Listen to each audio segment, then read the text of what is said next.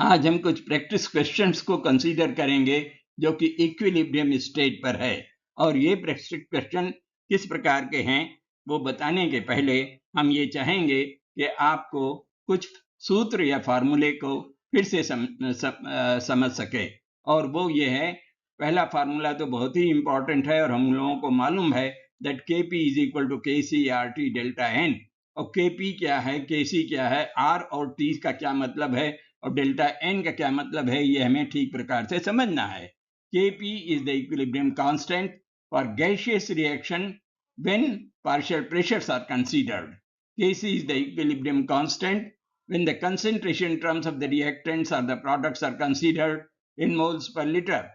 And R is the gas constant, T is the temperature in absolute scale or Kelvin, and delta N is equal to Np minus Nr.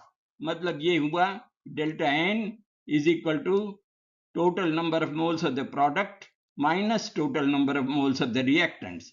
तो इस प्रकार से हम delta N निकालते हैं। सबसे जरूरी ये है कि हम डेल्टा एन को ठीक प्रकार से निकालें, तब हम किसी प्रश्न का सही उत्तर निकाल पाएंगे। और दूसरा सूत्र जो है वो इस प्रकार से है, delta G naught is equal to minus R T natural logarithm के। अब इसमें सब वैल्यू हमको मालूम है, and this Kc is usually the equilibrium constant when concentration terms are used. So that's there, and इसको हम इस प्रकार से भी सिंप्लीफाई कर लेते हैं that delta G naught is equal to 2.303 RT log Kc again. So that's there, and इस सूत्रों को इस्तेमाल करते हुए हमको कुछ प्रश्न करने हैं आज, और ये प्रश्न तो बहुत ही सरल हैं। देखें प्रश्न किस प्रकार के हैं। अब ये पहला क्वेश्चन है दैट फॉर द रिएक्शन, ये दिया हुआ है और हम इसका सही आंसर आपको बताएंगे, रीजन तो आपको ही निकालना है। अब देखिए इस केस में D is the correct answer. क्यों है, इसको हम वही डेल्टा एन पर आधारित है और थोड़ी देर में अभी बता भी दूंगा। अब आप देखिए दूसरा क्वेश्चन ये है जिसमें Kp is greater than Kc।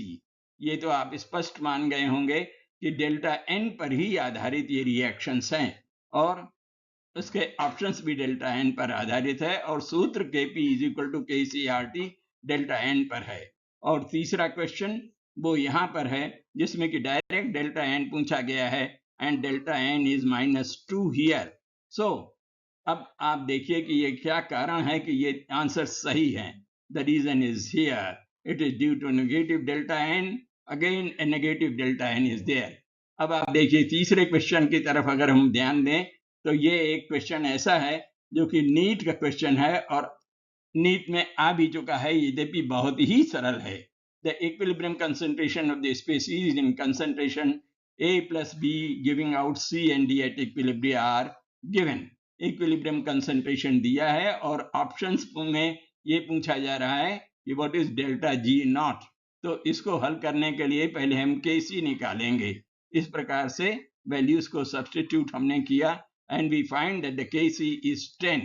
Now अब फिर हमने वही इक्वेशन लगाया कि delta G naught is equal to minus R T L N के r minus 2.30 RT log K, and when you put up the values you get the correct answer as minus 1381.80 calories. That is, the first option is correct. So this way we get the answers to easy questions on chemical equilibria. Although they appear to be quite easy, still a practice is needed. Okay, thank you.